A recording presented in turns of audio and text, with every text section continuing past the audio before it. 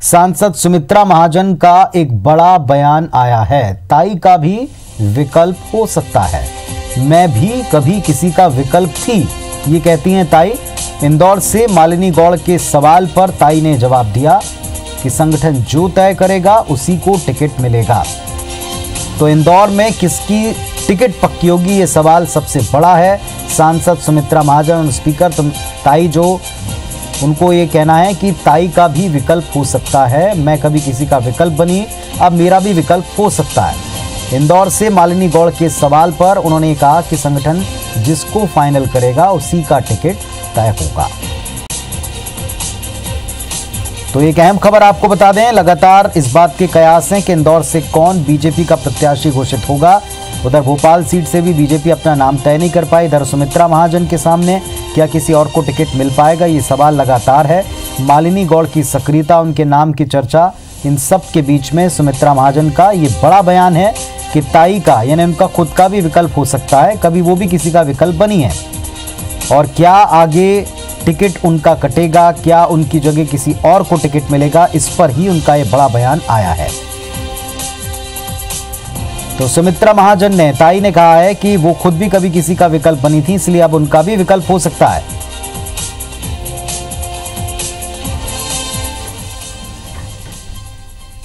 कोई ताई का विकल्प हो नहीं सकता, हो सकता है। जब मैं आई तब मैं क्या थी, कोई बहुत ज़्यादा थोड़ी, हाँ एक अच्छी कार्यकर्ता के रूप में मेरी पहचान थी और धीरे धीरे मैंने अपनी पहचान बना ली। मौका मिलता है तो हर कोई पहचान बना सकता है। ये भी इतना बड़ा देश का चुनाव है और मेरा ये कहना है उसमें संगठन के स्तर पर जो निर्णय होता है वो सबने मान्य करना है। तो किस तरह से इस बयान को लिया जाए, अब ये सियासी गलियारे में चर्चा का विषय बन चुका है। हमारे सहयोगी दीपक यादव हमारे साथ जुड़ रहे हैं इंदौर से। दीपक, क्या इसे इस तरीके से लिया जा सकता है कि ये संकेत है, इशारा है कि आगे क्या होने वाला है? देखिए, बिल्कुल पुनीत, जिस तरह पशुपेश की स्थितियां बनी हुई है इंदौर लोकसभा सीट को लेकर, उसमें बिल्कुल कयास लगाए जा सकते हैं कि 8 बार की सांसद सुमित्रा महाजन की जगह यहां पर कोई नया विकल्प भी आ सकता है, क्योंकि लगातार जिस तरीके से इतनी वरिष्ठ नेत्री होने के बावजूद अभी तक उनके नाम की घोषणा नहीं की गई, तो इस बात के बिल्कुल कयास लगाए जा रहे हैं कि यहाँ पर कोई विकल्प के तौर पर नया नाम भी आ सकता है। वो नाम मालिनी लक्ष्मण सिंह गौड़ का भी आ सकता है, वो नाम कैलाश विजयवर्गीय का भी आ सकता है। लेकिन चूंकि जो हाल के दिनों में जानकारी मिली उसके मुताबिक पश्चिम बंगाल में जिस तरह की जिम्मेदारियां हैं कैलाश विजयवर्गीय के पास, तो उन्हें अब पश्चिम बंगाल पर ही फोकस करने के लिए कहा गया है, तो उनके नाम के कयास थोड़े कम लगाए जा रहे हैं। लेकिन सुमित्रा महाजन की छवि को देखे, महिला छवि को देखे, तो उनके समकक्ष अभी केवल एक ही नाम नजर आता है जो कि मालिनी गौड़ का है और इसी नाम को लेकर कयास भी लगाए जा रहे हैं। चूंकि मालिनी गौड़ महापौर भी है और साथ साथ विधायक भी, और जिस तरीके से स्वच्छता में काम किया गया है पूरे इंदौर शहर में, तो इस वजह से पूरे देश भर में मालिनी गौड़ की एक अलग छवि बनी है और उसी के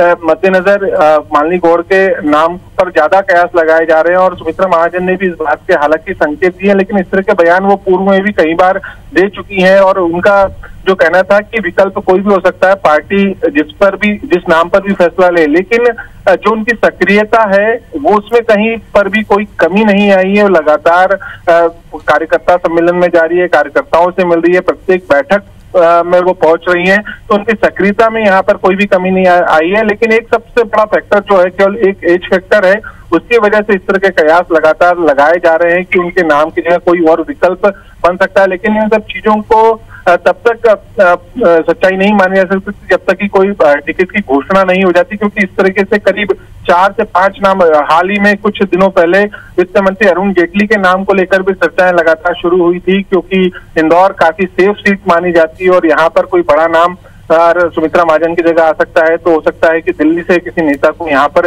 भेज दिया जाए। लेकिन फिलहाल कयास के दौर लगातार जारी है और उस दौरान सुमित्रा महाजन का यह बयान आना मायने तो रखता है, लेकिन अभी तक स्थिति जो है संशय की बनी हुई कि आखिर किसके नाम पर मोहर इंदौर लोकसभा सीट के लिए लगती है।